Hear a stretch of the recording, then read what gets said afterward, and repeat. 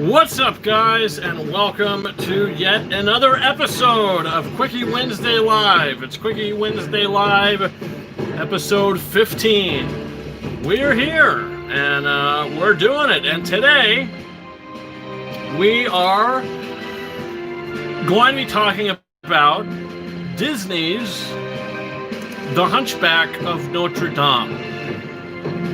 Now, I did a review for this movie on my channel. I did a review for this movie on my channel about a couple months ago. Daniel N says, hey, S. Fisher says, hey, hello, my friends. What is going on? Hope you guys are doing well. Thanks for popping in. So, yeah, today, what we're going to be talking about is The Hunchback of Notre Dame, mainly. Michael Reyes says, hi. YouTuber Archive says, hello, my friends. How are you guys doing? Hopefully you had a good week. And if you're curious, why does it look like there's a ghost blowing on my hair? Well, that's simply because I have a fan. I have a fan here. And it's blowing on me. So let's see. Does that look a little strange? It looks a little strange, doesn't it? Let's see. So let's see. Does that look a little... You can barely hear it. That's a good thing. Yeah. It looks a little weird. My hair blowing in the wind. Maybe I should get a hat. Maybe I should wear a hat. I don't know. I'm not worried about it. It is what it is. Just pretend that there's just a nice breeze coming in. But it's hot, you know, it's getting warm, and I gotta do what I have to do. But regardless, what's up, guys? Hopefully everything is going well with you guys. S. Fisher says it's all good. Hey, Sean, my friend, where were you today? I was gonna say hi to you at work, and I watched some of your Twitch stream last night. You didn't stream for too long, but I did watch. I think you were playing Fortnite, and I did watch some of the stream last night. It was pretty good. I mean, you placed 15th a couple times. You know, you did all right. You didn't do too bad, so that was pretty cool. If you're streaming again later today, I'll definitely check that out, and I definitely recommend all you guys to check that out as well. If you're a fan of like Fortnite or stuff like that, my friend Sean, that I work with, he does streaming on Twitch. Daniel N., have you seen Darkseid reveal on Zach's Twitter? Yeah, I did.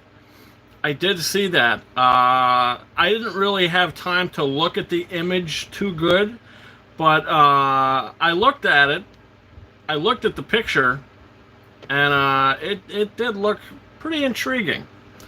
It did look pretty interesting. So, you know, it was nice. It was in color. There was nothing black and white. The picture was very clear. So I was a fan of what I saw. So it's going to be exciting to, you know, to see his vision come to life here.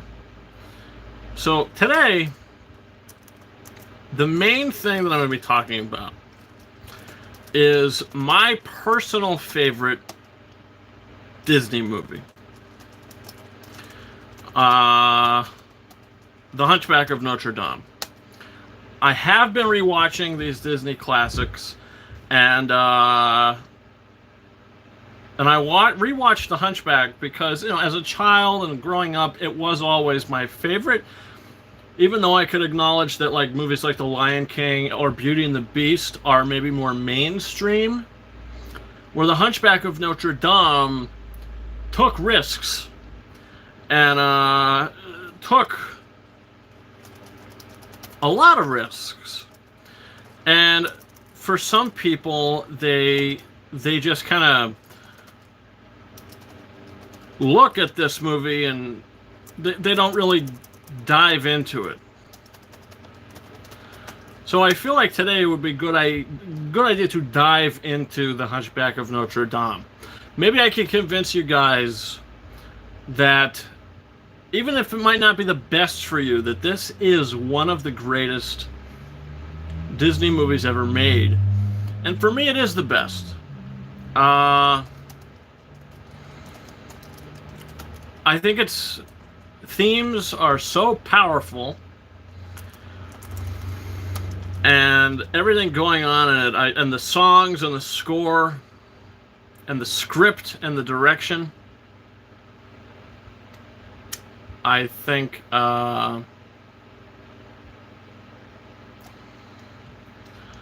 just everything about it I really enjoy. So let me see here. To get things going.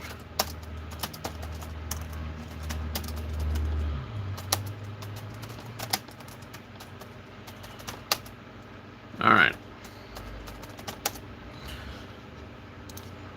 So let me head back over to the chat here. We can see what's going on. If it's distracting to any of you, my hair doing this craziness, let me know, and I could probably turn the fan down if I have to. All right. So let's see. Unbelievable Montages also asked, did you see Zack Snyder release an image of Darkseid? I'm actually going to pull that image up because everybody's talking about that right now. Zack Snyder. Yeah, I did see that image. And it looks really cool. I'm a fan of it. It looks a little animated. Not gonna lie, it doesn't look. It looks like it's from a video game. But I like the concept. I like the concept of it. Daniel N says it looks like it's from the ancient war between Apocalypse and Earth's many empires at the beginning of the movie. Is that the one with Salma Hayek? Daniel N is what the one with Salma Hayek? If you're talking about the Hunchback of Notre Dame, Salma Hayek is not in that. Stone Shockley, it has been 3 weeks since I last joined one of your streams. Well, welcome back. Unbelievable Montages, welcome back, Stone Shockley. Absolutely. Stone says, I finally got Instagram. That's awesome. Hope you're having fun on there. What's your Instagram handle? I will definitely go ahead and give you a follow. Unbelievable Montages, it's hard to tell because it's a really blurry image. Stone Shockley, what movies are being given away today? Unbelievable Montages, there's probably a lot more detail once the real thing is released. Yeah, well, we could only hope that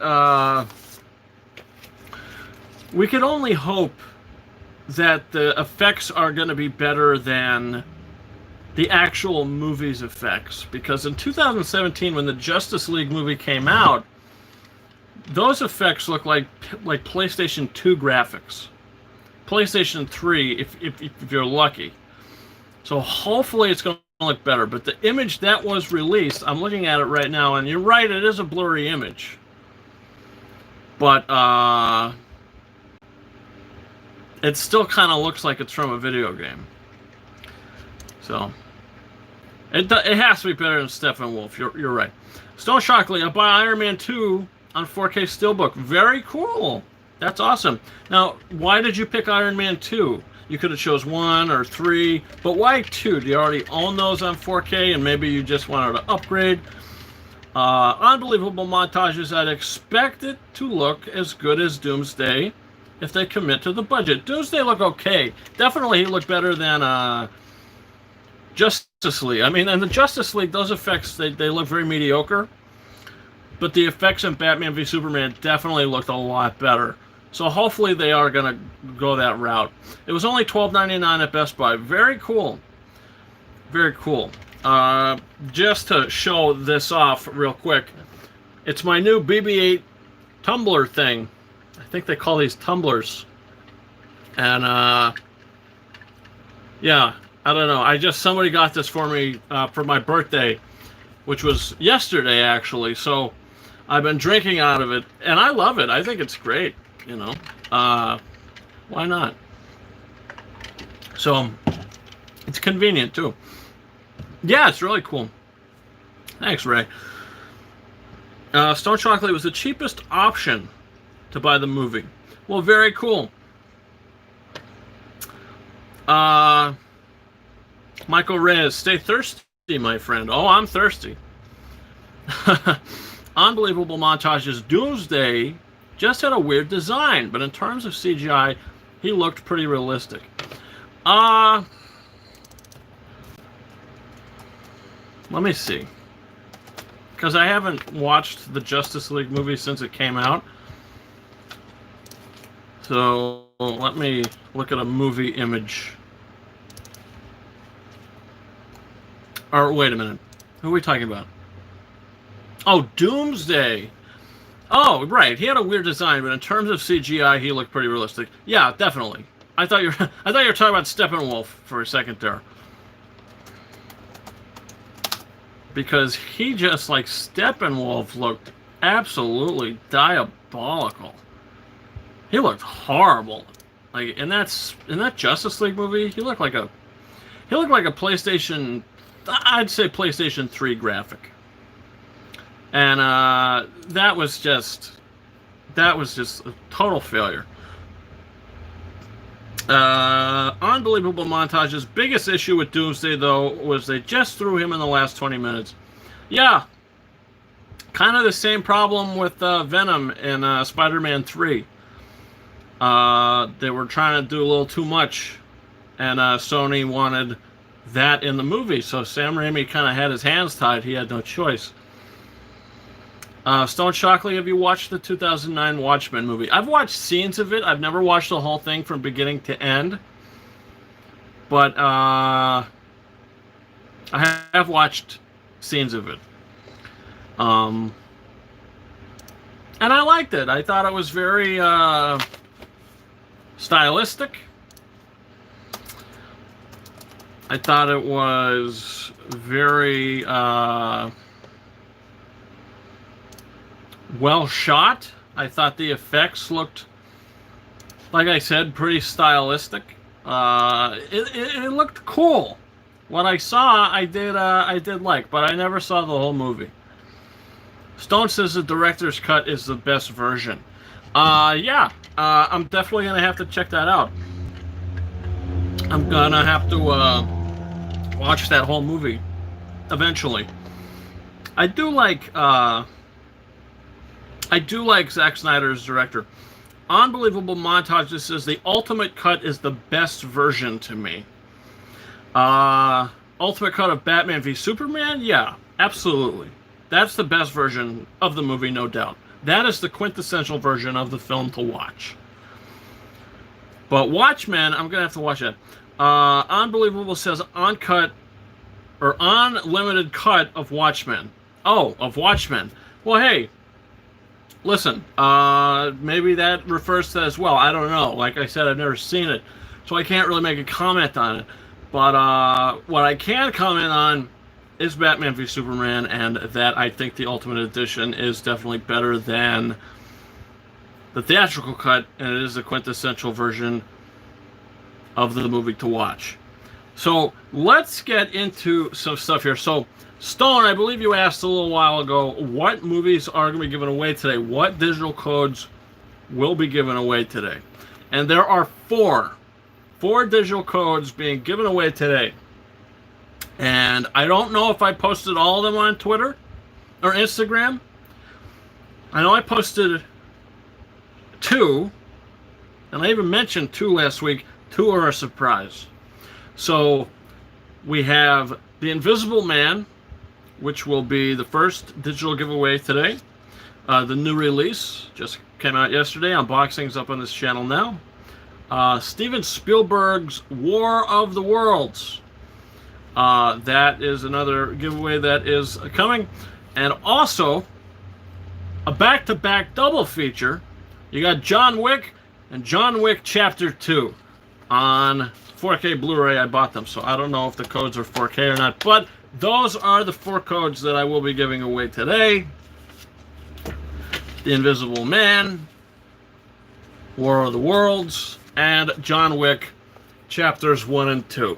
So we're going to get to that in a little bit. But yeah, listen, before we get into the Hunchback of Notre Dame deep, we're going to take a deep dive into this movie because I love it, and I want to explain to you guys why I love it. Not just because it's my childhood favorite, not just because I love the villain, not just because I think it has the best villain song, not because I think the score is incredible, not because I'm an Alan Menken fanboy, because I legitimately think that it is the best Disney animated movie ever made. I think it is a masterpiece. Stone Shockley says, I have the first John Wick on 4K. Unbelievable Montages says, what does the slip numbers say for John Wick codes? It's the tiny ones in the right corner. Stone Shockley says, I still have not seen Chapter 3. Yeah, I'm going to be getting that as well, maybe next week. What does the slip numbers say for the John Wick codes? It's the tiny ones in the right corner. Are you talking about the numbers on the bottom right? Are you talking about this? These numbers here? Is this what you're talking about? 300 00 something. Okay, that redeems 4K. Yeah, very cool. Yeah, they're basically the same numbers. They are the same no. One is 667 and one is 677, but they're basically the same numbers. So yeah, they redeem in 4K. There you go. Hallelujah, praise be. Very cool. So I will show you guys. This is the new release, The Invisible Man. I did a full unboxing for this yesterday, so if you're interested in what's inside here and what the disc looks like, check out that video. It's on this channel now. But I did watch this on 4K Blu-ray last night. I watched it twice, actually. And I think it looks incredible. I think the 4K transfer to this is out of this world. I think it looks so detailed. And the movie's very natural looking. There's not a lot of colors, not a lot of crazy colors, but the detail in this movie is just something else. Unbelievable Montages. I saw it got 5 out of 5 reviews. Yeah, just the picture quality alone is outstanding. Totally outstanding. And the sound quality, too, is so... It's just... I can't even describe it. This is probably, if not the best 4K release of the year, it's one of the best. It looks incredible. Now, the physical copy is the way to go. I will be giving away the digital code today, so it is going to be slightly compressed, obviously, on digital. But it still looks and sounds great. The picture quality and sound design was really great in IMAX, so I'm not very surprised. Yeah, if you look at the credits, it says it was actually optimized for IMAX theaters. So it was great. Now, listen, when I first saw this movie in theaters, the third act and kind of things that happen in the third act, I didn't know what to think about it. It was a total slap in the face. No spoilers. Just like a slap in the face and like, oh, here's what's happening. And I wasn't sure what to think. But after watching it again last night, I picked up on certain things, and then I kind of had a theory in my head. And then I watched it again, and I think I'm going to stick with that same theory. So this is a messed up movie. In the end of the day, this is a really twisted, well-crafted film. One of the best movies of the year. So I definitely Definitely recommend it. Hopefully, you enjoy it. One of you enjoys it when you win that digital copy code a little later on. It is great. Now the other two, which I mentioned, are John Wick and John Wick Chapter 2. My Walmart just popped these out for $15 a piece. I did own these on 4K Blu-ray, but then my dumbass sold them. So then I rebought them. Just yesterday, I rebought them both. So, Unbelievable says the ending made sense to me, but the third act did sort of feel rushed. We're gonna have to talk about that privately. Like, we could really get into that deeply, because maybe you have a different theory than I do. But from everything I picked up from the movie, you either have a certain thought on something or you don't. So, even though one thing doesn't really make any sense, I don't think. I don't know. Maybe I gotta watch it again. But still, it's a very well crafted movie. Lee Winnell, he wrote and directed it, and he did a great job. And that's the Invisible Man we're talking about. And then finally, the other digital code I'll be giving away today will be for War of the Worlds, 4K digital. One of Steven Spielberg's most entertainingly gripping movies, with Tom Cruise at the forefront, and another terrific score by John Williams. I actually watched this for the first time when it came in the mail last Thursday, or I think it came in the mail last Thursday or Friday, I don't know, but I did watch it, and I thought it was pretty damn good. I didn't think it was 5 out of 5 material, but I'd say like solid 4 out of 5 for this. The first hour was perfect for me. There was such a great use of space for the horror sequences. It reminded me of how the horror scenes in Hereditary were done.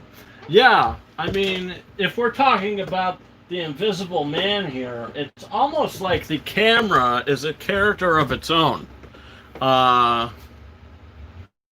Really. I mean, it was just so well crafted. Really well done in cinematography. And Elizabeth Moss gives an incredible performance. She is great in the movie. Like, she is top-notch in the film. So, yeah, she's great. But,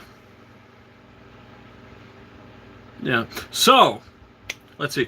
And you can tell there was some Carpenter-inspired stuff in there. Like the POV shots. Oh, yeah. And I did like that. I love the touch on that, because I was watching the bonus features to the movie last night, which there aren't too many. They aren't too long, but there is like a 10-minute short feature on Lee Winnell and the director, and basically his process with making the movie. And I really think he had a good vision. I mean, he wrote it, he directed it, he had a good vision. He had a good head on his shoulders while making it. He had a good crew, so he's turning into one of my favorites. He was really, really well prepared coming into this one. But yeah. And if you don't have it on digital, Unbelievable, maybe you'll win it today. Who knows? Now, since I only have 4 codes, there's only going to be one winner apiece. Now, next week, I'm going to have maybe another 4 codes that I'll be giving away. Now, the thing is, next Tuesday, Jaws and Parasite come on 4K Blu-ray, but I pre-ordered them, but I don't know if I'm going to get them by Tuesday. I don't even know if I'm going to get them by Wednesday. See, when I pre-ordered the War of the Worlds a week before, I didn't get that until after that week's episode of Quickie Wednesday Live. So, we'll have to see. So if I don't get Parasite or Jaws by next Wednesday, then I'll definitely have those codes by 2 weeks today. They will get here eventually. I'm not too sure yet. But other than those, next Wednesday I can guarantee that I will have a code for Hacksaw Ridge on 4K Blu-ray, and for The Hunger Games Mockingjay Part 1, and quite possibly Catching Fire on 4K. Who knows? There might be more. I don't know. We'll see. But that's the plan right now. I think he wrote the first few Saw films alongside James Wan. He was one of the actors too. Yeah, he plays Adam in the Saw movies. Yeah, I do remember that. And he had a great upbringing. He really did. YouTuber Archive says, awesome. Yeah, I'm really a psychopath when it comes to buying these movies. I have such a addiction and passion for buying movies. Like it's just nutty. Like it's just nutty. Like if I go a few days without even going to Walmart to look at the Blu-ray section, even if I know what's there, I start to want to go to Walmart, or Target or anything. Like it sucks that I can't go to Best Buy right now. None of us could go to Best Buy right now. Like go in and just look at them. It's just different. So, yeah. Well, enough of that. Let's get started talking about the main topic of today's show. And that is Disney's The Hunchback of Notre Dame. Now, some of you might be thinking, how is that a masterpiece? Some of you might be thinking, this guy really is a psychopath. Some of you might be thinking, what's this guy's deal? What's this guy's problem? Well, I'll tell you what my deal is. And I'll tell you what my problem is. I'm gonna unplug my fan because I gotta plug in my keyboard for a minute. So it's gonna get really hot in here, and we're all gonna burn up together. So here we go. Unbelievable montages. Get what you mean. Even if I'm not buying stuff, it's great walking around and checking stuff at Best Buy. Yeah, it really is. And then I love coming on here and talking about it. It's such a weird addiction. Like some people are addicted to alcohol, some people are addicted to drugs, some people are addicted to sex. Some people are addicted to all sorts of things. But me, I'm addicted to movies, buying movies, and putting them on a shelf, and then watching them occasionally. I don't know. But, all right, so I got the keyboard. Let's get started. We're 29 minutes in to this episode. Let's get started talking about today's main topic. Disney's The Hunchback of Notre Dame. Why is this movie a masterpiece? If any of you have seen this film, please comment and let me know that you have, and what are your thoughts on it. Because I'm about to spoil the hell out of it. If you've never seen The Hunchback of Notre Dame, mute the video or something, because I am about to go in depth about this movie. Totally in depth. About why I think this is the best Disney movie. The best Disney animated movie of all time, followed by Beauty and the Beast and The Lion King. Those are the top three for me. If you want to go for a top five, we'll add Aladdin, we'll add The Little Mermaid. There you go. That's a top five. I think those are the 5 best Disney animated movies ever made. And The Hunchback of Notre Dame has, in my opinion, the best opening to any Disney film. It has a lot of bests. Best villain song, best I Want song. A lot of good stuff here. So let's just close our eyes and sit there and watch this movie for the first time.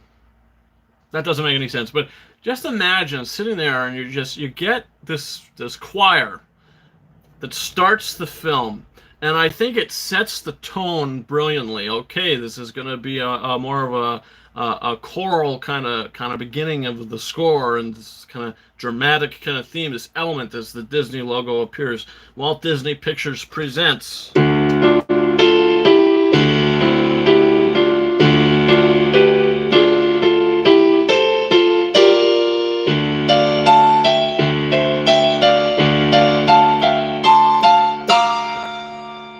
You get into the Bells of Notre Dame, which is the opening song to the film, and a great song.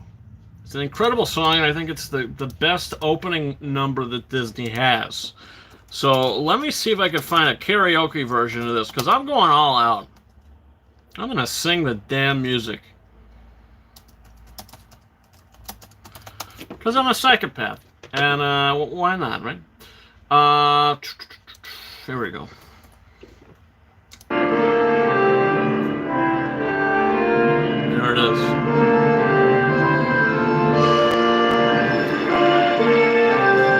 So, the film opens. It's a live-action remake coming 2021 or 2022. I would even go for 2023. I don't know. Morning in Paris, the city awakes to the bells of Notre Dame. The fisherman fishes, the baker man bakes to the bells of Notre Dame. To the big bells as loud as the thunder, to the little bells soft as a psalm. And some say the soul of the city's the toll of the bells. The bells of Notre Dame. I think it's an incredible opening. We get the tone. Notre Dame is the center of this, city of Paris. We haven't met any of the characters. This is just kind of introducing us to the area in Paris, France, and Clopin, who's this gypsy, and he's telling these kids this story. And he's talking about the mystical bell ringer. And he says, Clopin will tell you that it's a tale of a man and a monster, which I love that. Dark was the night when our tale was begun on the docks near Notre Dame. 4 frightened gypsies slid silently under the docks near Notre Dame. But a trap had been laid for the gypsies, and they gazed up in fear and alarm, in a figure whose clutches were iron as much as the bells. The bells of Notre Dame. Judge Claude Frollo longed to purge the world of vice and sin. And he saw corruption everywhere except within. He says, bring these gypsy vermin to the palace of justice. Stolen goods, no doubt, take them from her. She ran. This is the scene. This beautiful scene, this beautiful sequence to where Frollo is chasing this gypsy woman. We realize in this movie, in the very beginning of the movie, that Frollo hates gypsies. He's very self-centered, and he's only, very self-centered. He only, what he likes and his beliefs in the world are the correct beliefs. So if you're a gypsy and you're not like him, you have to be exterminated. You have to be killed. So he finally catches up to Quasimodo's mother, who he believes is stealing. That's what's in the bundle. He says, stolen goods, no doubt. And he opens the thing, and he as the mother's dead, he says, "A baby." And he looks at the face and he sees Quasimodo's deformed face. And he says, "It's a monster." And he sees the well. As he approaches the well to kill the baby, the Archdeacon says, "Stop!" Frollo says, "This is an unholy demon. I'm sending it back to hell where it belongs. See there the innocent blood you have spilt on the steps of Notre Dame. Now you would add this child's blood to your guilt on the steps of Notre Dame. You can lie to yourself and your minions. You can claim that you haven't a qualm, but you never can run from nor hide what you've done from the eyes. The very eyes of Notre Dame." And for one time in his life of power and control, Frollo felt a twinge of fear for his immortal soul. He says, "What must I do?" Archdeacon says, "Care for the child and raise it as your own." Frollo says, "What? I'm to be saddled with this misshapen." He says, "Very well. Let him live here with you in your church. Let me dump him here." Archdeacon says, "Where?" And Frollo says, "Anywhere. Just so he's kept locked away where no one else can see. The bell tower, perhaps. And who knows, our Lord works in mysterious ways. Even this foul creature may yet prove one day to be of use to me." And Frollo gave the child a cruel name, a name that means half-formed, Quasimodo. Now here is a riddle to guess if you can. Sing the bells of Notre Dame. Who is the monster and who is the man? Sing the bells, bells, bells, bells, bells, bells, bells, bells, bells of Notre Dame.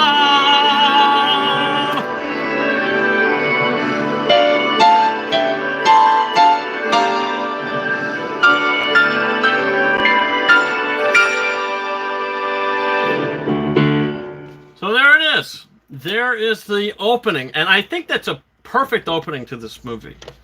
It's very deep subject matter, very dark subject matter. Frollo is introduced as the villain of this film, and to have hating gypsies. Daniel Ann says, "Bravo." Thank you.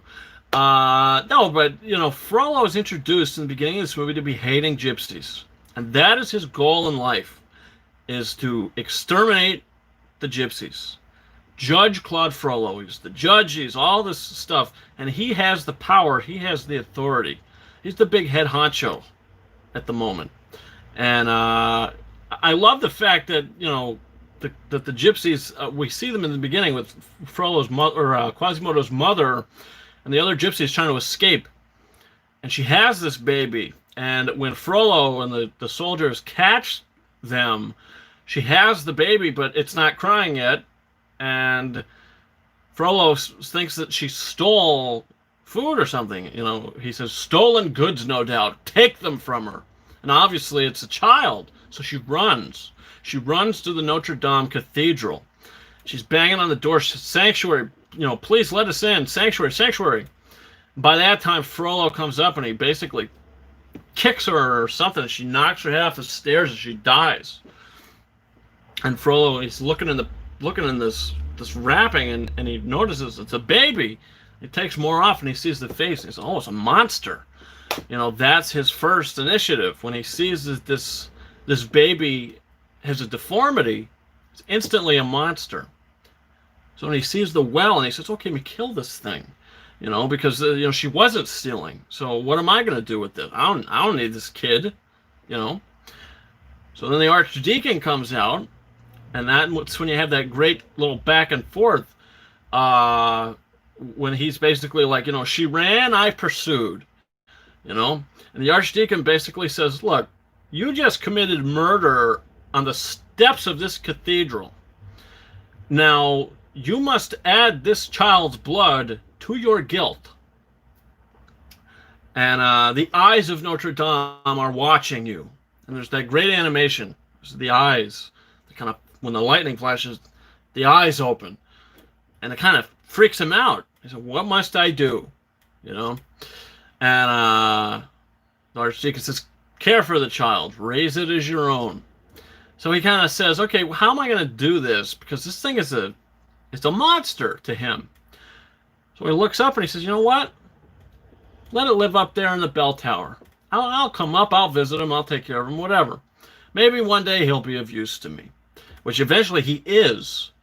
And then you have that great line in the song, what makes a monster and what makes a man?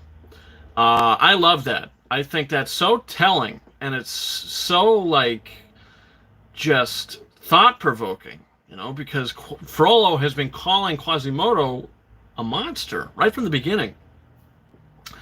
So in the song it says, you know, who is the monster and who is the man?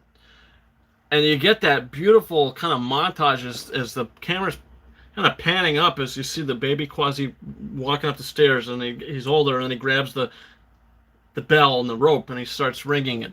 And then you get the title and he comes down.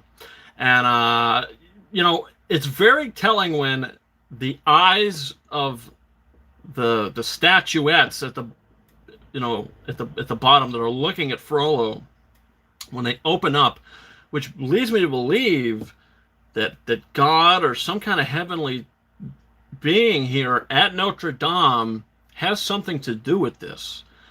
You know, as the Archdeacon said, the eyes of Notre Dame have seen you commit this murder. So that's why when we meet the gargoyles, which a lot of people don't like, when you meet those gargoyles, to me, those gargoyles are maybe part of his imagination, yes, but at the same time, they are God's gift to Quasimodo, because these are the only friends he has. So those gargoyles, as weird as it might sound, might have helped raise him in that bell tower when Frollo wasn't there. You know, and the Archdeacon might have had a part in it as well. But I think those gargoyles are God's gift to Quasimodo. So, you know, when the humans appeared, they have to turn to stone because they don't want to be discovered. Kind of like the toys in Toy Story. When the humans aren't there, the toys come to life. When the people aren't there, the gargoyles come to life. I love that idea. And think about it a little deeper, I do think they are God's gift to Quasimodo. As the song says, the eyes of Notre Dame have watched Frollo and what he did. So the eyes of Notre Dame have granted this motherless, parentless child these three sort of guardians almost. These gargoyles are very much like what the fairies are to Sleeping Beauty. Fauna, Flora, and Merryweather. These gargoyles are very similar of what they are to Aurora. So basically you get introduced that there's this festival of fools. It happens once a year. Quasimodo wants to go, but then again he can't because Frollo won't let him leave, because he's going to go around saying, my master, Frollo. And people are going to be like, you're his master. You left him in the bell tower all this time. You know, you're the, you know, the Hunchback of Notre Dame. Blah, blah, blah, blah. So the gargoyles, these beings, these guardians, say, go ahead. You know, you should go down there, wear a disguise, and enjoy yourself. When he's about to leave and Frollo comes in, and you have that great kind of turn and emotion. You're so excited for him to finally get out, and all of a sudden, there's Frollo smack in the face. Good morning, Quasimodo. And his emotion turns completely to fear again. And then eventually Frollo learns that Quasimodo wants to go to the festival. And he basically has been telling, that's when we find out that Frollo has been telling Quasimodo that the world is a cruel, wicked, horrible place. And if you go down there, they are going to totally just rip you apart. So therefore, Frollo is protecting Quasimodo for leaving him in the bell tower. That's what Frollo is communicated to Quasimodo, and that's what he believes in his mind, because he has nobody else. He believes that in that bit right before the next song, Frollo says, when your heartless mother abandoned you as a child, anyone else would have drowned you. And this is my thanks for taking you in and raising you as my son. So basically, he's flipping it around because he would have drowned him if it wasn't for the Archdeacon, which gives his character so many more layers and how despicable he really is. And then we find out a little later, when Phoebus comes into play, the new captain of the guard, he comes into play, and Frollo kind of tells him, look, you've come to at Paris's darkest hour. The real war captain is what you see before you. And he says, for 20 years, I've been hunting down these gypsies one by one. And basically, he picks up a stone and he flips it, and you see all these ants. And he says, these are the gypsies, basically. Which he sees them as ants that need to be squashed. And Phoebus says, what should we do about it? And Frollo takes his thing and he slams it. He says, this is what we should do. But we should kill them all. We should find where they're at, like a hornet's nest or something, and get rid of it. Because they're no good. And that's truly not the case. So, after that scene with Frollo and Quasimodo,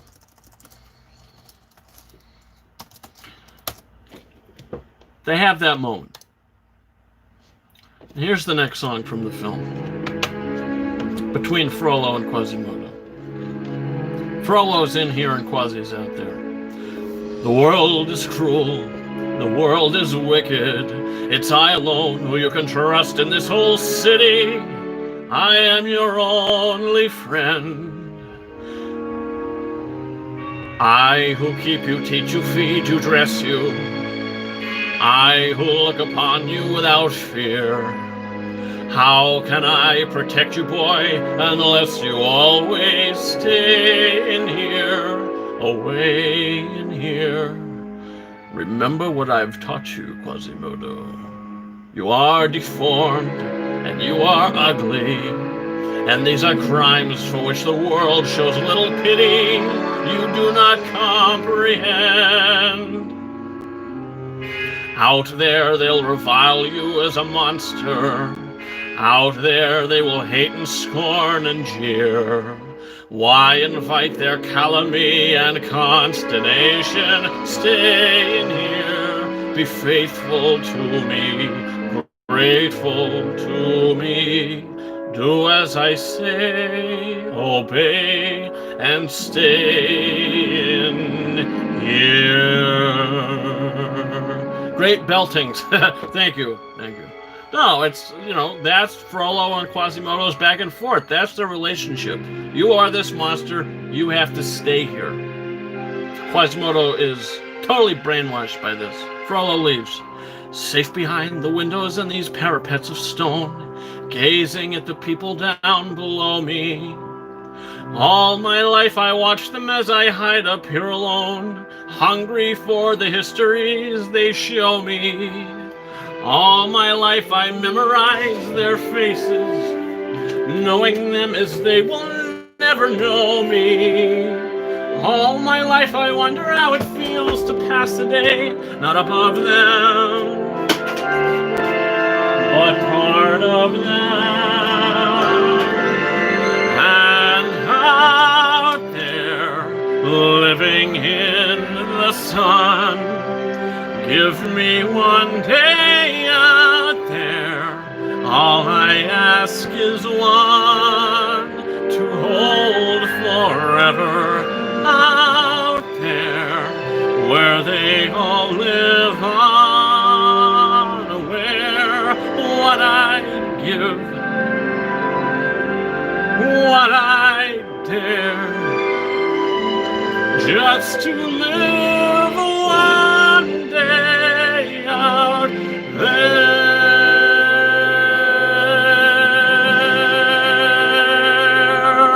Out there among the millers and the weavers and their wives, through the roofs and gables I can see them. Every day they shout and scold and gull about their lives, heedless of a gift it is to be them. If I was in their skin, I'd treasure every instant out there, strolling by the Seine. Taste a morning out there like ordinary men who freely walk about there just one day, and then I swear I'll be content with my share. Won't resent, won't despair, old and bent, I won't care. I'll have spent one day out there.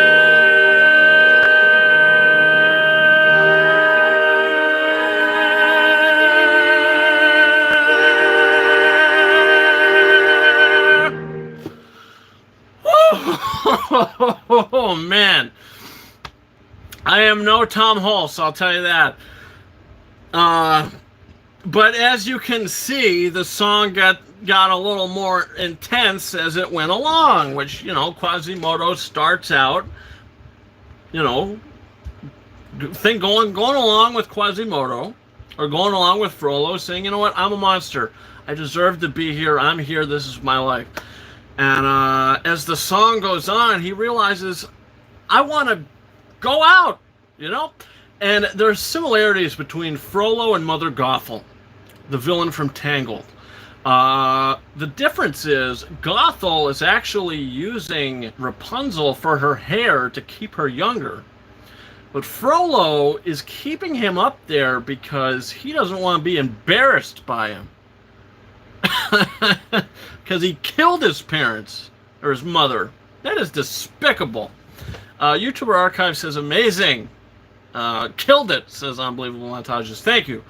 But I love that song, and it is my favorite I Want song from a Disney movie. You got Part of Your World, which is probably the second best, but for me, just the power of Tom Hulse's voice and the lyrics and just what it means is so powerful to me. And that's like the first 16, 17 minutes of the movie, and it's perfect. I love it. I think it's fantastic. You know, so as I was talking about before with the Court of Miracles, or not the Court of Miracles, well, yeah, with the gypsies and Frollo wanting to find the Court of Miracles to exterminate the gypsies. Because Quasimodo is basically a sideshow to Frollo. Frollo's got one goal, and it's to find the gypsies. That's his goal. Quasimodo is just another thing in his life that he just has to deal with because he has no choice. So he visits him occasionally to continue to guilt trip him, basically. So then you get the topsy-turvy scene, which I'm not going to sing because that song is really crazy, and I don't know the lyrics by heart, so I'm not going to sing it. But basically, Quasimodo is crowned the King of Fools. Frollo realizes Quasimodo has escaped. He is furious, and Quasi's standing there. He's so happy, and basically, one of Frollo's men starts throwing apples at him. And then everybody realizes that, oh, he's the King of Fools. Why not? So you get that horrible humiliation scene where everybody's just throwing fruit and vegetables at him. And they tie him down and they're spinning him. And Quasimodo says, Master, Master, please help me. As Frollo just sits there and looks at him. Says, this is what you get.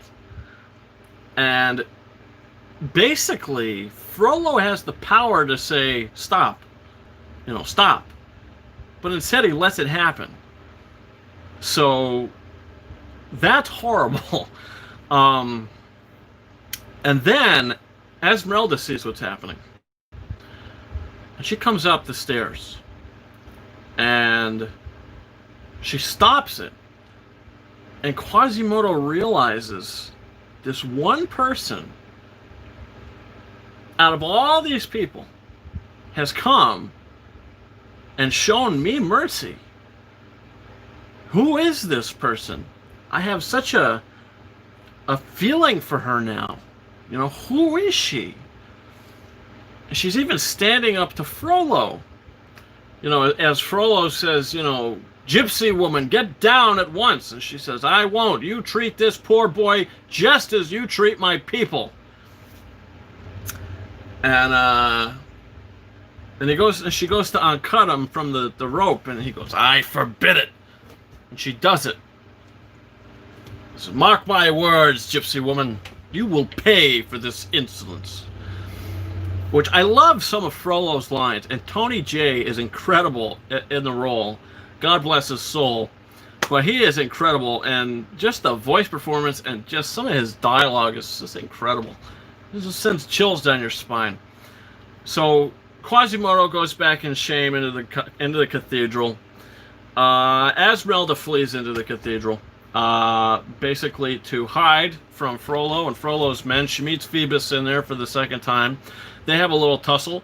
Right off the bat, you like their relationship because it's not forced. They aren't supposed to fall in love with each other. They're just two people that meet and kind of, you know, he's attracted to her, but she's been through it all, and, you know, he's actually one of the first guards that isn't trying to arrest her because he would rather learn her name.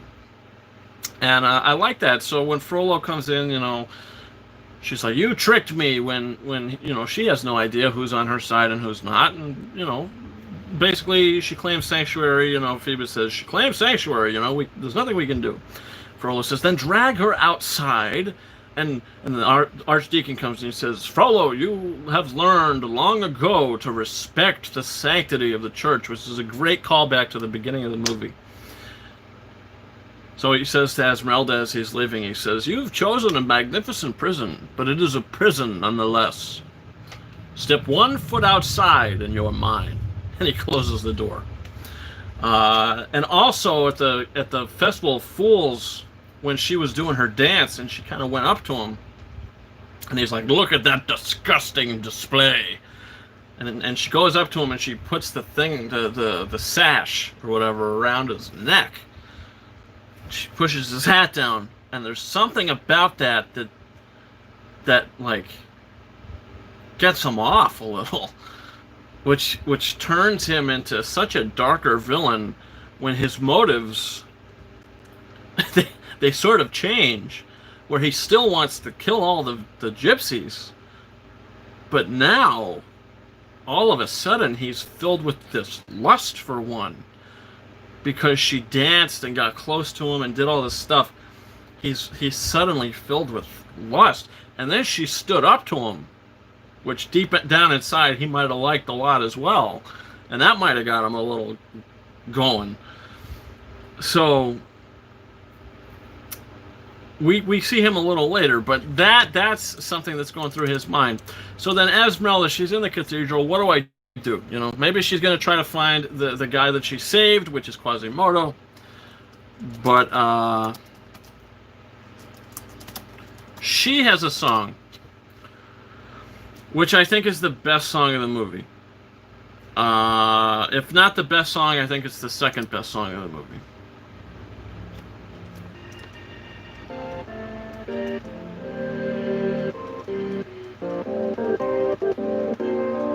So the song is basically she's walking around,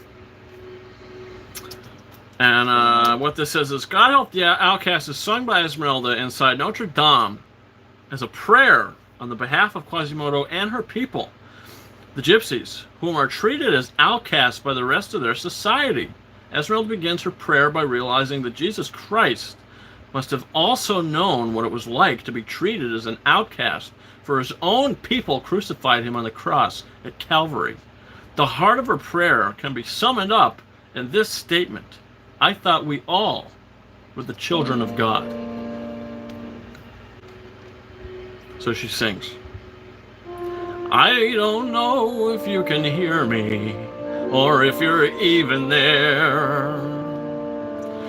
I don't know if you would listen to a gypsy's prayer. Yes, I know I'm just an outcast. I shouldn't speak to you. Still I see your face and wonder, were you once an outcast too? And we see everybody else sort of praying around her.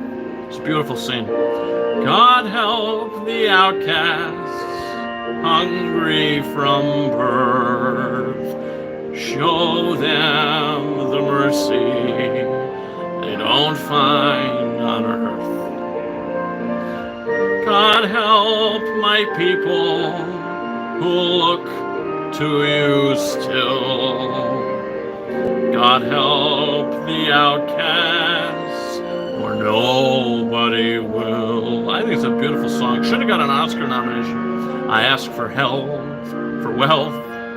I ask for fame to other people.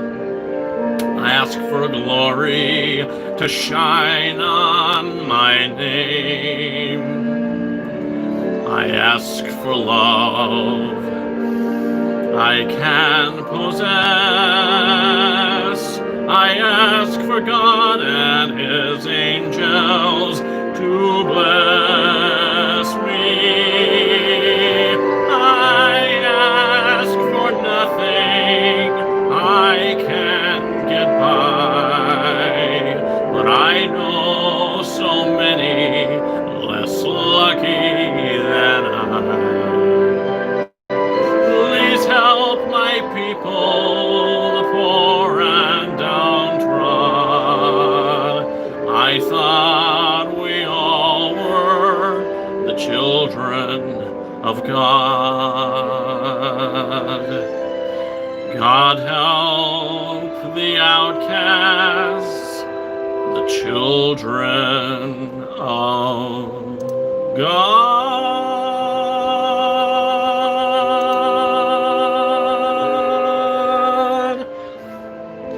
So there it is. There's God Help the Outcasts.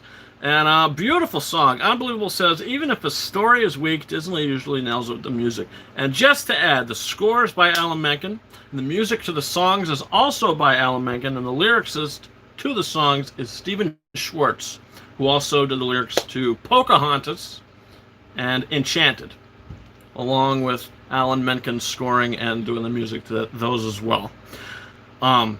But even in that song, Esmeralda, she's in there, she says, I don't need you, if you can't help me, that's fine, but help my people. And that's a wonderful character trait. And I think a lot of people just pass that up. It's really, really powerful.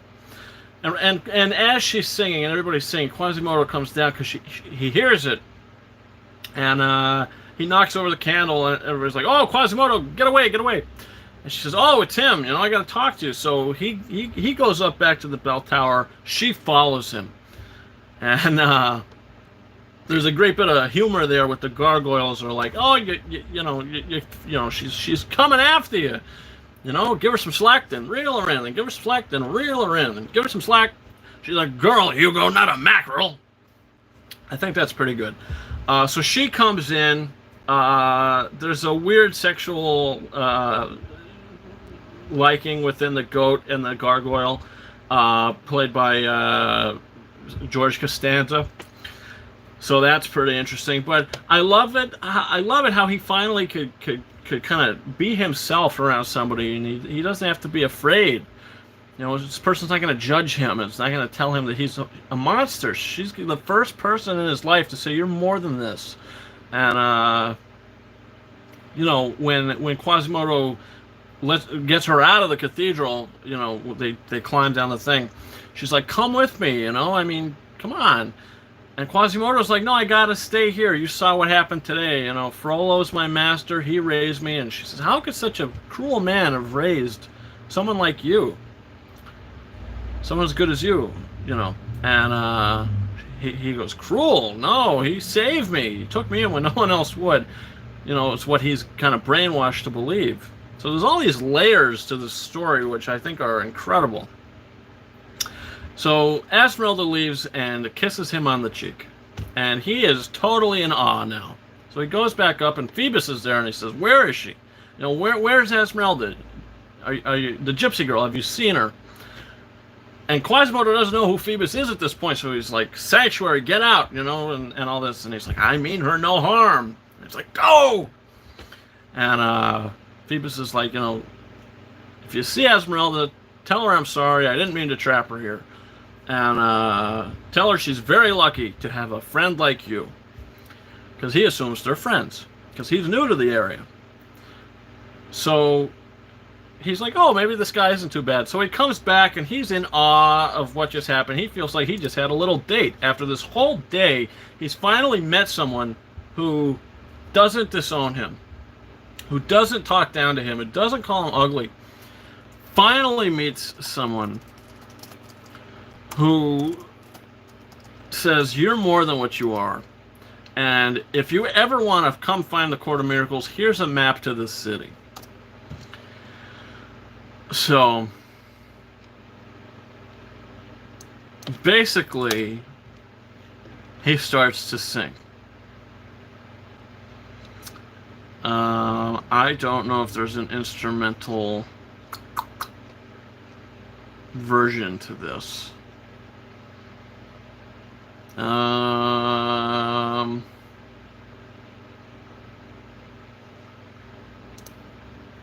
Let's see.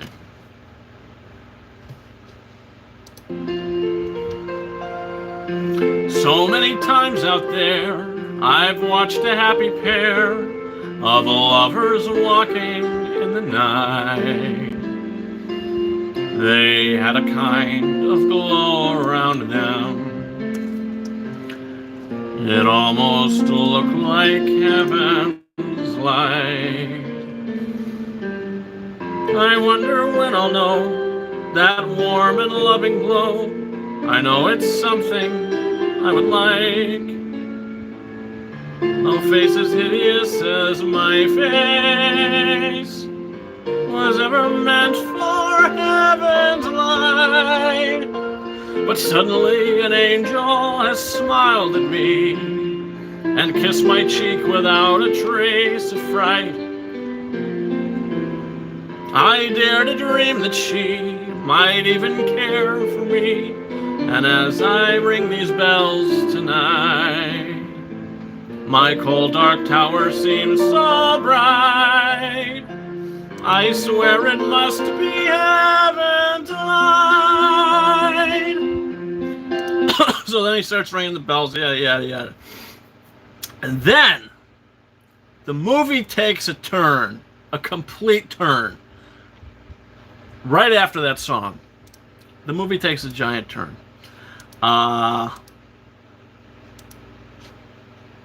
Basically, what I was talking about before with Frollo, who now has a thing for Esmeralda almost because, she stood up to him. He kind of got off on that.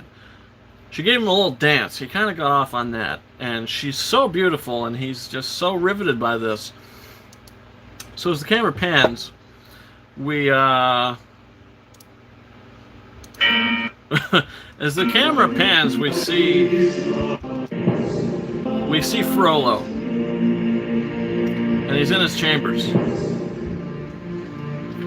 Beata Maria, you know I am a righteous man. Of my virtue I am justly proud. Beata Maria, you know I'm so much purer than the common, vulgar, weak, licentious crowd. Then tell me, Maria, why I see her dancing there, why her smoldering eyes still scorch my soul. I feel her, I see her, the sun caught in her raven hair is blazing in me out of all control. Like fire, hellfire, this fire in my skin, this burning desire is turning me to sin.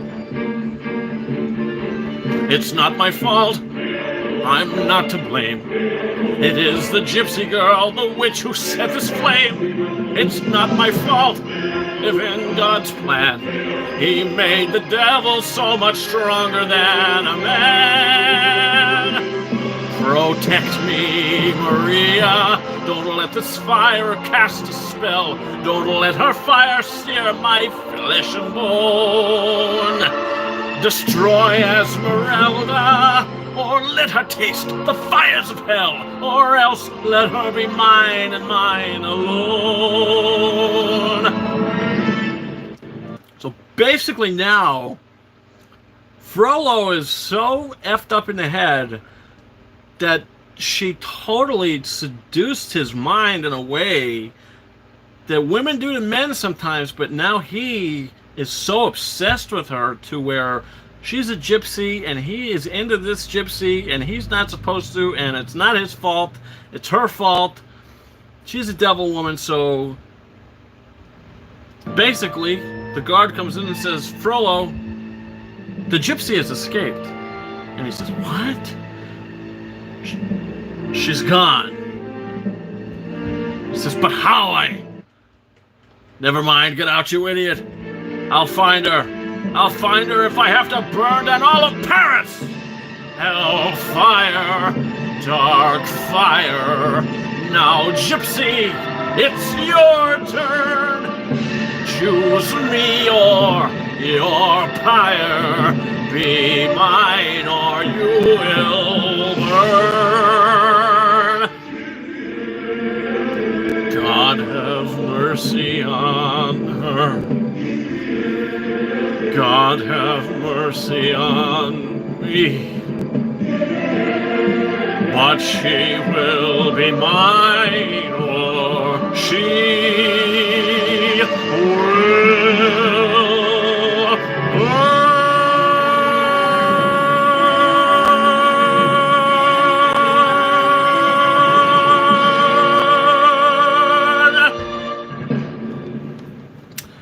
Believe it or not, I used to sing that song at Halloween for candy. I know.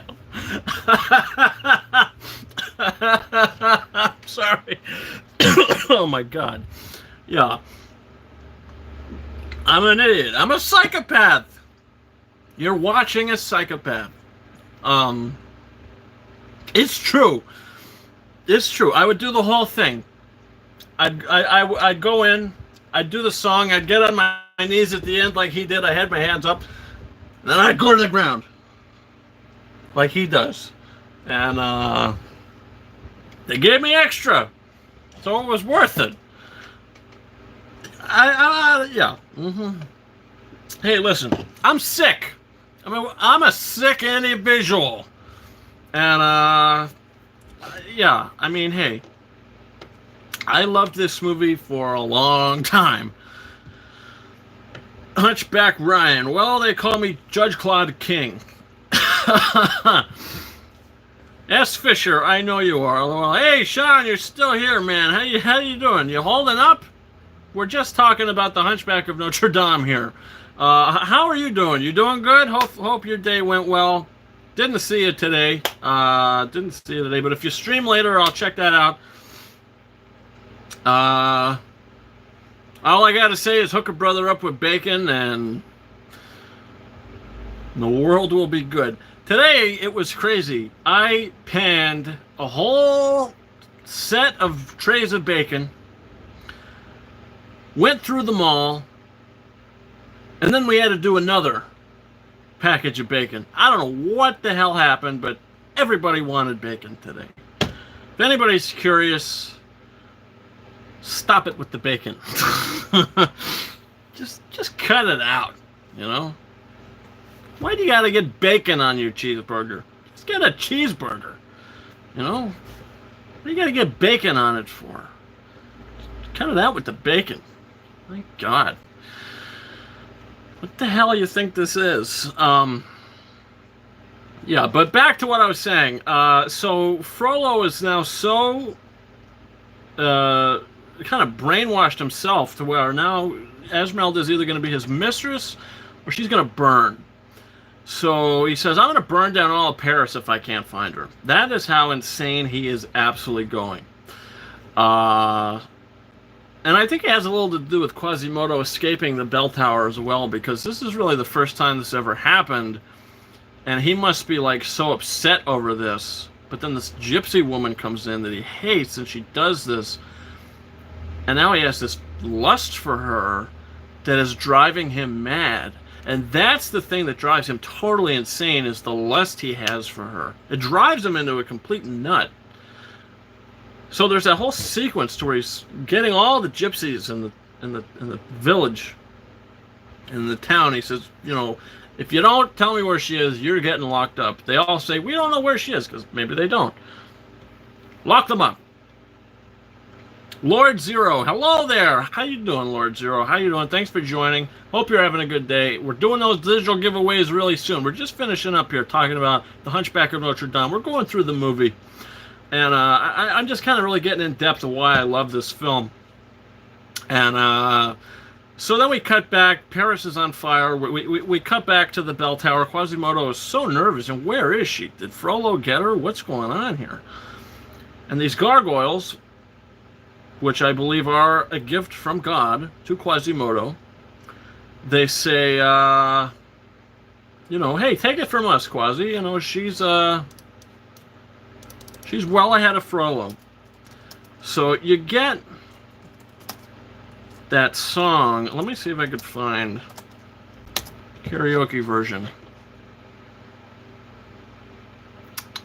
I don't know if I can.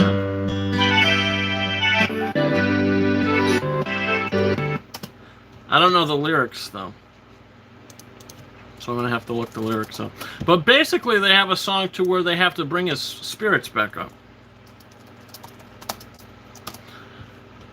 And it goes a little something like this.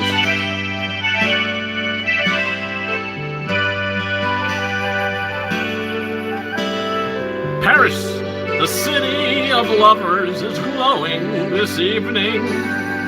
True, that's because it's on fire. But still there's l'amour.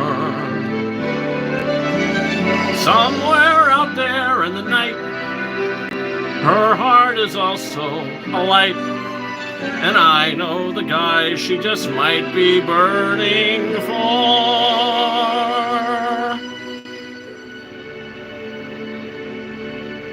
A guy like you, she's never known, kid. A guy like you, a girl does not meet every day. You've got a look that's all your own, kid. Could there be two like you? No way. Those other guys that she could dangle all look the same from every boring point of view. You're a surprise from every angle. Bonjour above, she's gotta love a guy like you. A guy like you gets extra credit because it's true. You've got a certain something more. You see that face, you don't forget it. Want something new? That's you for sure. We all have gaped at some Adonis, but then we crave a meal more nourishing to chew. And since you're shaped like a croissant, no question of she's gotta love a guy like you. Call me a hopeless romantic, but Quasi, I feel it. She wants you so any moment she'll walk through that door for a guy so well with all you bring her. A fool could tell it's why she fell for you now. Oh, you ring the bell, you're the bell ringer. When she wants ooh-la-la, and she wants you la-la, she will discover, guy, You're one heck of a guy. Who wouldn't love a guy like you? You gotta love the rest of not. She's gotta love a guy like you. Yeah, I don't sing that song too often. I think that goes to show. Yeah, that was kind of rusty, but I wasn't prepared to sing that one. I just decided to. It's a good little song, you know. They gotta cheer him up. So Esmeralda comes through the door. She's got Phoebus, who is wounded. Phoebus has been shot by Frollo's men because he has finally said, you know what, Frollo, you're nuts and I want nothing to do with this. So I'm going to save this house and this family that you're trying to kill and murder by fire. I'm going to save them. And then I'm going to escape. But I get shot and I fall in the water. Esmeralda gets me, takes me to Quasimodo. So we're in the bell tower, and we realize these two really have a bond. And Phoebus and Esmeralda kiss. And Quasimodo, he sees this, and he's like, I knew I'd never know that warm and loving glow, though I might wish with all my might, no face as hideous as my face was ever meant for heaven's light. Then he rips up the card. Because he doesn't really know if he loves Esmeralda, but this is the first person in his life to treat him like an actual normal human being. Aside the gargoyles, the first human being. So, of course, he has a care for her, and I think he mistook that care for love. I don't think he ever loved her in a relationship kind of way, more of like a family kind of way. And he realizes that by the end of the film. Which I think people might think it's a love triangle. That's not the case. Quasimodo loves her in a different way, and he doesn't realize this until that moment in the film, or a little later in the film. He has a lot of growth to do, which I really enjoy. I think it's great. So Frollo comes because he realizes maybe Quasimodo helped her escape. So Quasimodo's got to hide Phoebus. Esmeralda's out. She's at the Court of Miracles. And basically Frollo destroys everything. He says, you idiot! You helped her escape! Gypsies aren't capable of kindness or anything like that. She's a gypsy. Gypsies are cunning. You know, remember what happened to your mother. Or remember your mother or something like that. And then Quasimodo is filled with this instant fear again, because Frollo has this power to do that to him. And Frollo says, don't worry, you know, we're going to take care of this, and she'll be out of our lives soon enough. And he says, what do you mean? And Frollo says, I know where her hideout is, and tomorrow at dawn, I attack with 1,000 men. And he goes down the stairs and he smirks. Phoebus comes to consciousness and he says, we can't let that happen. We got to go warn Esmeralda. We got to find the Court of Miracles. Quasimodo is so intimidated by Frollo, and he says, no, I can't disobey him again. And Phoebus says, you know, she stood up for you. You got a strange way of showing gratitude. Well, I'm not going to sit by and, you know, let Frollo murder all those people. You do what you think is right. And that's when the gargoyles, you know, his gift from God. I'll keep saying that because I do believe that's the case. They kind of say, you know what, take your coat, take your cloak, go do the right thing. That's when he decides to do the right thing. So they go to the Court of Miracles. They find it, which we find out that Frollo is a big fat liar, and Frollo knew that Quasimodo would disobey him again. He knew it, and basically Frollo and all his men kind of stalked Quasimodo and Phoebus to the Court of Miracles, and everybody's captured, and Frollo has Esmeralda. So basically Quasimodo gets locked up in the bell tower, and Frollo has Esmeralda at the stake, and he says, listen, this is your last chance. You could choose me or you could choose the fire. And she spits in his face. And I love that she does that, because she says, you know, this is sick, for one, and for two, you're a creep. So she spits in his face, and I love the way that after she does that, the score just goes, bum, ba, bum, bum, bum. And then Frollo turns. This gypsy witch is a menace to society. Whenever the camera pans up to Quasimodo, he is so he's defeated. And the gargoyle's like, "You gonna let him win?" Quasi's like, "He already has." He says, "I know these chains aren't what's holding you back, Quasimodo." And when the smoke starts to lift and he sees Esmeralda's supposed to be burned alive, he knows he can't let it happen, and he goes, "No!" And he finds the strength to frickin' rip himself out of the damn chains. Takes a rope and he swings down and he saves her. Frollo has had enough from Quasi-frickin-Modo. He goes, "Quasimodo!" And Quasi gets her up there and he says, "Sanctuary, sanctuary." She's unconscious, all that smoke. She's not dead, but she's unconscious. So he puts her, he lays her down, and basically there's an attack on Notre Dame. All our gypsies are set free. Phoebus is there. There's that great sequence, great score. Quasimodo makes lava that he thinks is going to get everybody away. Fire, basically, lava. And he pours it down. There's so much flooding the square that everybody has to kind of be pushed back because there's so much lava and fire there. Frollo gets his way into the cathedral. He uses his sword to get his way in, tosses the archdeacon like he's a rag doll, and he says, "The Hunchback of Notre have unfinished business to attend to, and this time you will not interfere." Which I love that line. And so Quasi basically thinks Esmeralda's dead, and he's crying over her dead body as Frollo comes in with a knife to actually murder him as an adult.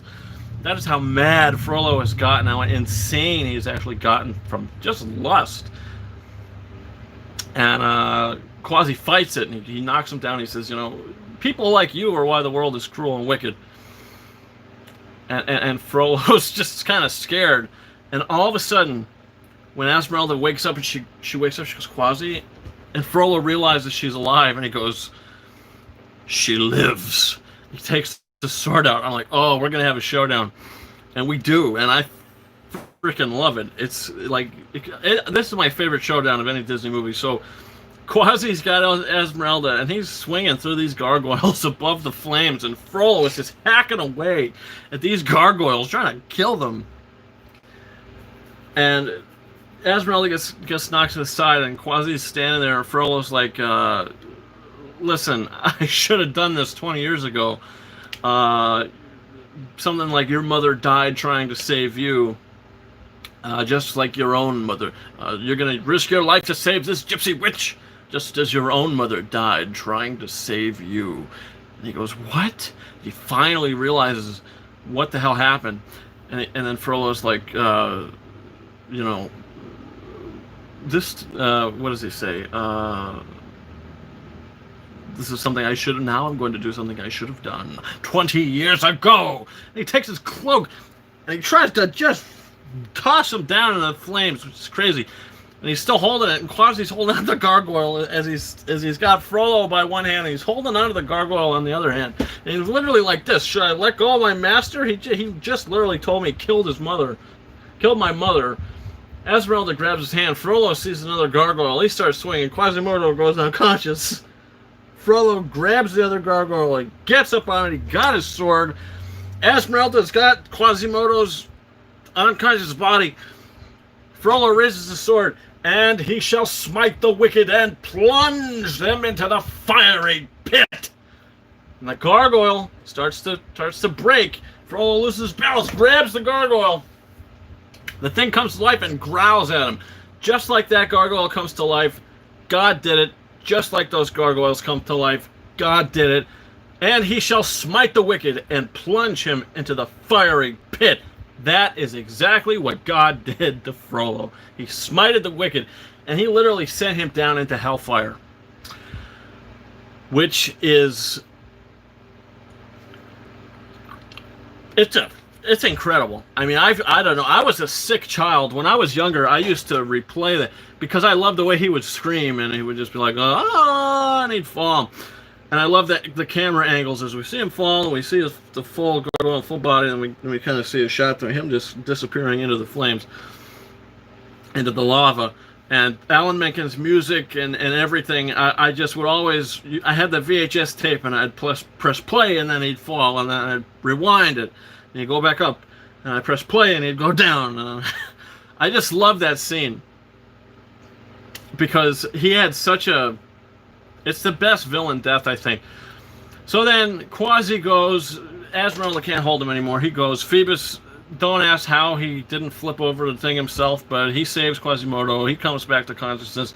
Esmeralda comes in, they're all holding hands, and Quasi puts Esmeralda's and Phoebus' hands together, realizing that I have a different kind of love for you, Esmeralda, but I think Phoebus has an actual love for you. So they kiss, and Quasi smiles, which I do like that touch of it. Then you get that final moments of the film where, Quasi finally comes out into the sunlight. The little girl comes up, touches his face. Everybody realizes Quasimodo saved the gypsies. He saved everybody. Frollo's gone. Happy ending. Camera pans out, and you get that reprise from the Bells of Notre Dame. The bells of Notre Dame, and the lyrics are, what makes a monster and what makes a man? So in the beginning it was who is the monster and who is the man. At the end it's what makes a monster and what makes a man. Frollo being the monster and Quasimodo being the man, which I absolutely love.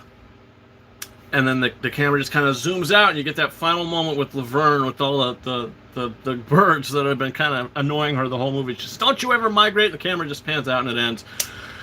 I think it's incredible. I think it's a masterpiece. I think it is my favorite Disney movie. I think it has the best score. I think it has the best opening. I think it has the best villain. I think it has the best villain song. I think it has the best I Want song being out there. I think it's a masterpiece. So I know I was talking about that for a long time, and I apologize for that, but I love this movie to pieces, and that's why. That's why. So there it is. So now let's get into some digital copy codes. Listen, I hope you guys enjoy that, my kind of analysis of the movie, if you will. I hope you guys enjoyed that. I know it went on for a little while, but now maybe you can kind of see where I'm coming from, why I love this movie, what it is about this movie that I absolutely love, and has such a rewatchability to me. And I might even watch it tonight, after we're done here. I think it's an incredible film. But so yeah, we do have 4 digital copy codes to give away. And if you notice, I did put the fan back on during one of the songs because I was getting so damn hot and I realized I didn't need the piano anymore. So yeah, I had to turn it on or I was gonna die of heat stroke. Unbelievable montages. Nice. Don't think I've ever seen it, but I'll put it on my watch list. Well, I just spoiled the whole movie on you, so I apologize for that. But you have to watch it just to experience it for yourself, kind of with your own lens, but kind of remember what I said and why I thought it was so powerful. So hopefully you do enjoy it when you do catch it. I wish I had a digital copy code for it, but I don't, unfortunately. If I ever do get one, which I don't know if I will, because the movie already does have a Blu-ray release. There was no digital copy code in there, so I don't know. We'll have to see what happens with that. Does this movie even have a code? I don't think it does, but it is on Disney Plus, so that does say something. So there you go, guys. There was some singing and acting and talking and just my analysis of the movie. So now let's get into some digital giveaways. So we're going to start out with The Invisible Man. We're going to start out with The Invisible Man. Now,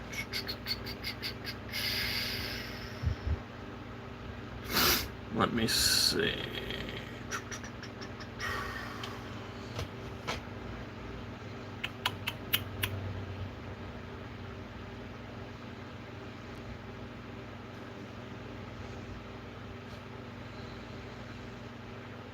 All right. Let me type out the question, and the first code will be for the Invisible Man.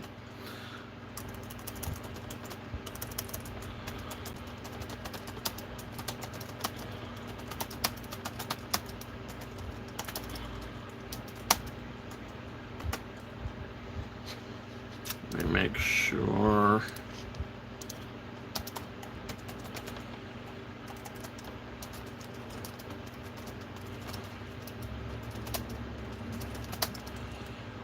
Okay, so for the digital copy code for the Invisible Man, the question is, Elizabeth Moss had a small role in a 2019 horror film. What was the name of that film? Whoever can pop in first with the correct answer wins. Unbelievable Montages comes in with the correct answer. You did it, my friend. Congratulations. Daniel N. pops in second place with Us. And that is correct. She played the character of Kitty. That was her name, Kitty, in Us. And her doppelganger's name was Delilah. Kid Intellect comes in third with Us. Unbelievable Montage. This watched Us yesterday. Still a great movie, I think. Yeah, absolutely. I think it is great. I don't know about as good as Get Out, but it is still a very good film. Lupita Nyong'o is a beast in that movie. So, Unbelievable Montages. Congratulations, my friend. Don't feel free to message me on Instagram, Twitter, whatever you want to. Claim the code, and I will send it to you shortly after the show.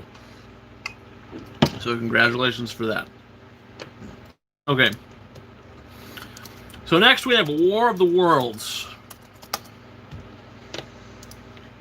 And that is Steven Spielberg's War of the Worlds. And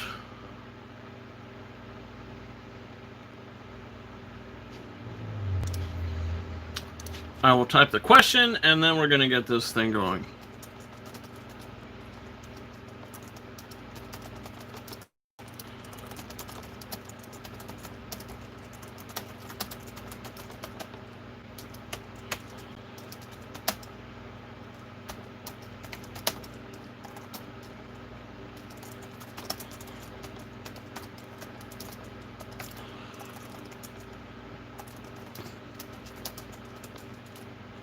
Uh-oh.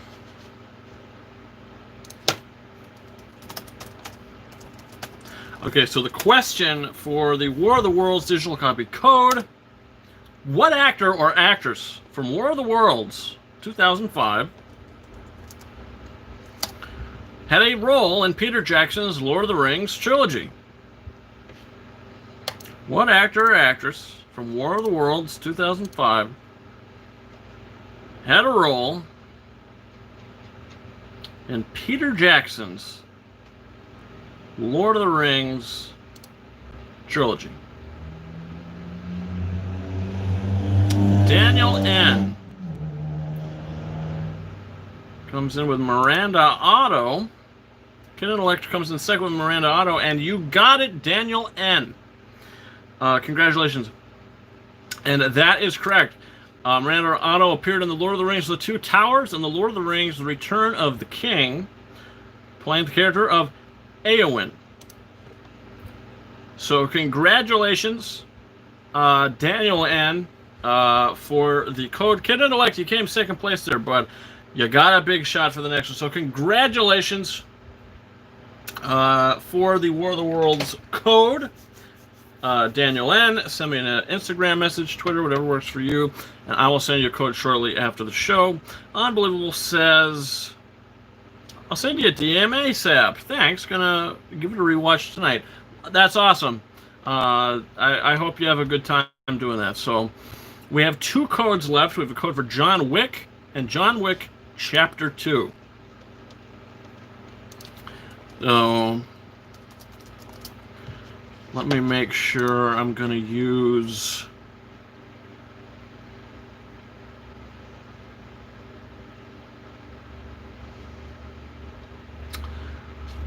the thing here. Okay.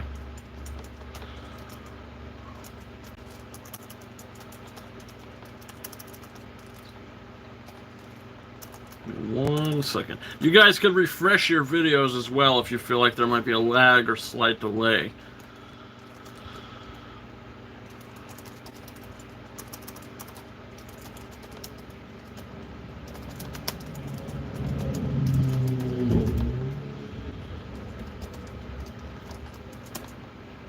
Okay. So the question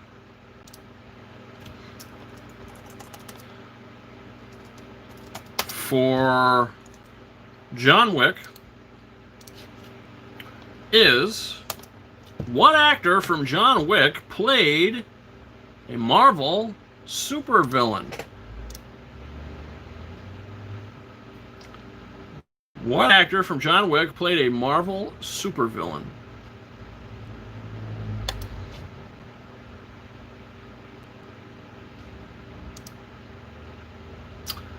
And Michael Reyes comes in first with Willem Dafoe. YouTuber Archive comes in second with Willem Dafoe. Congratulations, Michael Reyes. Willem Dafoe is correct. Willem Dafoe starred in 2002's Spider-Man as the Green Goblin, aka Norman Osborn. So congratulations, Michael. You just won a 4K digital copy code for John Wick. Great film. So send me an Instagram message or Twitter or whatever works best for you, and I'll send you the code shortly after the show ends. All right, so next up, we have the final code of the day, and that's going to be for John Wick Chapter 2. Have you seen the Raid films? Asks Unbelievable Montages. No, I haven't. I've seen like sequences from them, and I'm really blown away by them. I think it was very well done, but I haven't seen the movies, but they look very well done. And weren't the guys from the Raid in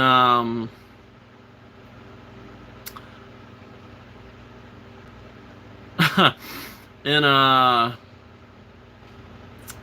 what do you call it? Star Wars? The Force Awakens? Weren't they in the Conja Club stuff? Yeah, definitely check those out. They're insanely good. The guys from the Raid are in JW3. Jurassic World 3? Oh, John Wick 3. Okay. Alright. Yeah, they were in Force Awakens. Yeah, I was pretty sure that they were the Conja Club guys. Yeah, I'm pretty sure they were the Conja Club guys. But yeah, I'll definitely check out the full films for sure. Okay, so let me type out the question for John Wick Chapter 2.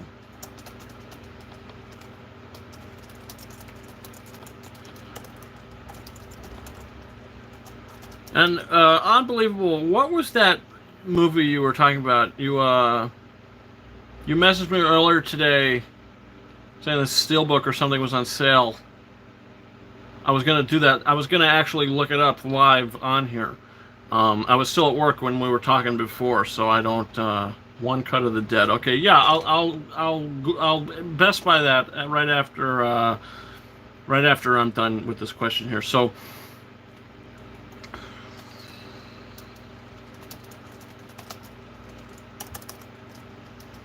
1 second.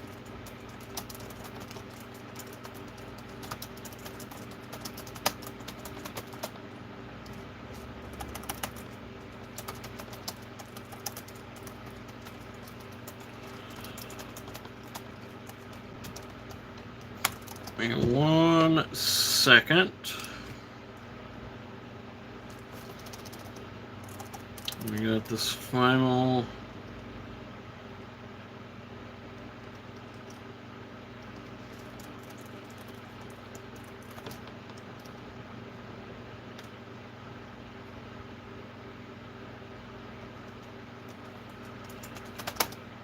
Okay. So for the final code of the day, for John Wick Chapter 2, the question is, what actor from John Wick Chapter 2 won the Best Original Song Oscar for Glory from Selma?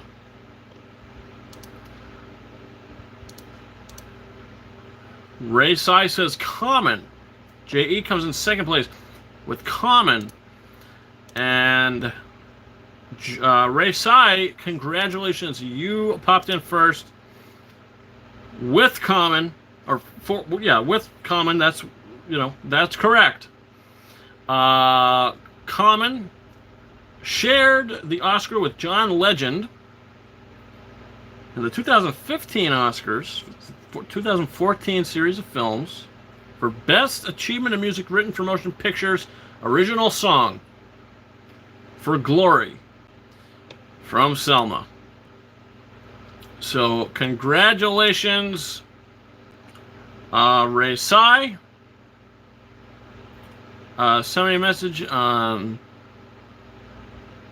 Instagram or Twitter, and I'll send you that code. J.E., you came close, my friend. You came close. Unbelievable montages. I hope Common comes back in John Wick 4 or 5. I don't remember.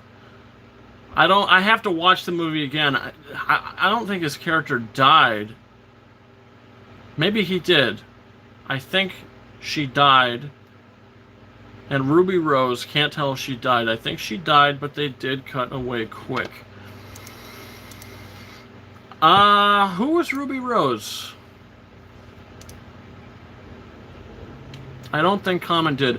Well, you'll find out tonight, Ray Sai, or whenever you decide to watch the movie, because you just won a digital copy code for it. Yeah, John spared Cassian.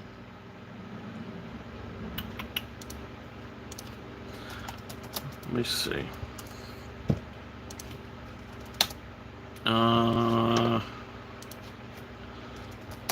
John Wick 2, Ruby Rose. Oh, that was her.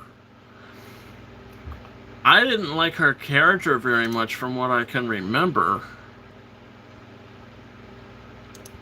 I don't know. Maybe I don't know. I have to watch it again. I don't remember 100%. I thought she was the chick who slits her wrists in the bathtub or the swimming pool. I guess not. Common courtesy, no pun intended. Yeah. Well, hey, I mean, like I said, I got to rewatch it, so I don't remember 100%. But yeah. So hey, those are the 4 codes today. She left the role of Batwoman, says Ray Sai. Yeah, she did. I did hear about that, but I never watched the Batwoman show, so I don't know if she was good or bad in the role. So I can't really leave a comment on that. So, yeah, so those are that's the episode. Quickie Wednesday Live, episode 15. There it is. Why Disney's The Hunchback of Notre Dame is a masterpiece. I think I explained that pretty good. She was good in Pitch Perfect 3, says Unbelievable Montages. Haven't seen any of the Pitch Perfect movies, believe it or not. So I don't know. Again, I don't really have a state of mind on that. But yeah, next week I can confirm I will have the codes for The Hunger Games, Mockingjay Part 1, and Mel Gibson's Hacksaw Ridge. Good chance I'll also have a code for The Hunger Games Catching Fire. And if they arrive on time, also codes for Parasite and Jaws. So we will see what the dealio with that is. But yeah, guys, that wraps up this one. So if anybody's got any final kind of comments or thoughts you want to leave, feel free to do that now. We're just about finished here. We're just about wrapped up. Again, thanks everybody for watching. Congratulations to our 4 winners today. If you haven't messaged me yet on either Instagram or Twitter, do so now, and I will send you, or not now, but you have a week to do so, but I will send you those codes as soon as the show's over, pretty soon after the show's over. Sean, see you tomorrow, my friend. If you do a stream tonight on Twitch, I might check it out. Might come pop in for a few minutes, a little while, just to see what's going on there. So, you know, definitely see it tomorrow. Unbelievable Montage says 2 Spielberg 4Ks this year. Spielberg on top of the 4K game. Yeah, Jaws and War of the Worlds, and I guess we'll see if maybe they're gonna do another one. Who knows? Twitch username. Let me see. Sean, what is your Twitch username? If you're still here. Not still here, I'll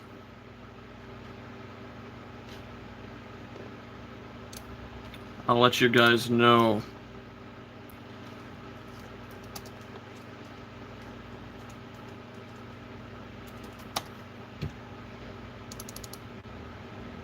Let's see.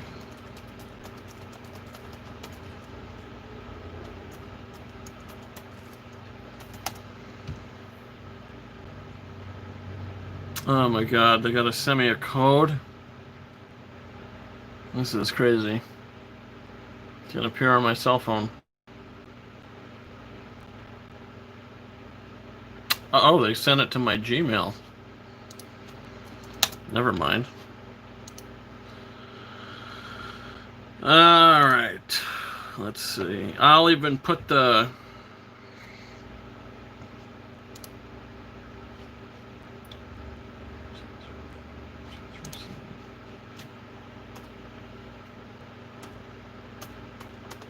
Okay.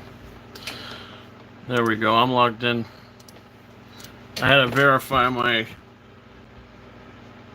existence or something. Never. Alright, so yeah, his thing is...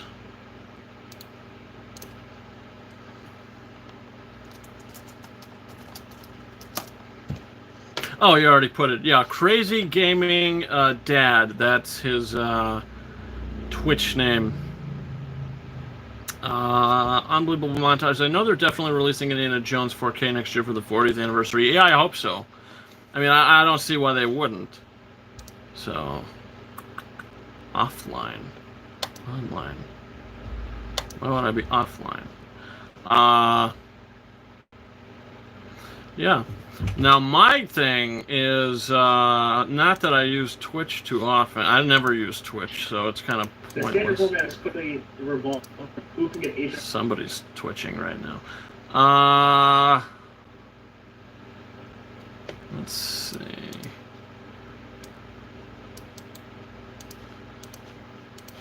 And then that is...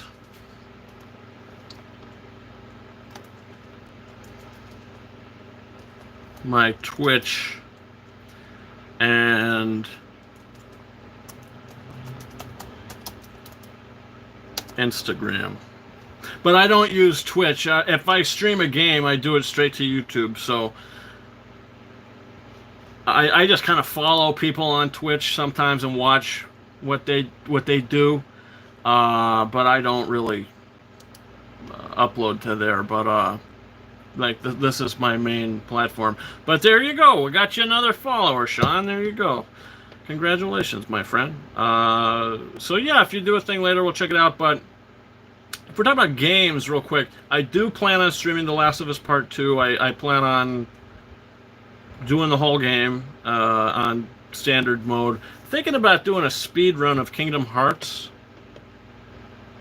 1, and then maybe even Kingdom Hearts 2 if I am up for it. I don't know. I'm thinking about doing a Kingdom Hearts 1 speed run though, so we'll see. That might be fun to do. But yeah, so other than that, guys, without further ado, we're going to get out of here. So thank you so much for watching this week's episode of Quickie Wednesday Live. Having some more content up on this channel pretty soon. If you're new, don't forget to hit that subscribe button. Don't forget to hit that like button, drop a comment, all that fun stuff. It really does help in the end of the day. Everybody who joined the live chat today, thanks so much for doing so. And our winners, congratulations. And that's about it for me. So again, guys, thanks so much for watching, and I'll see you guys next time. Over and out.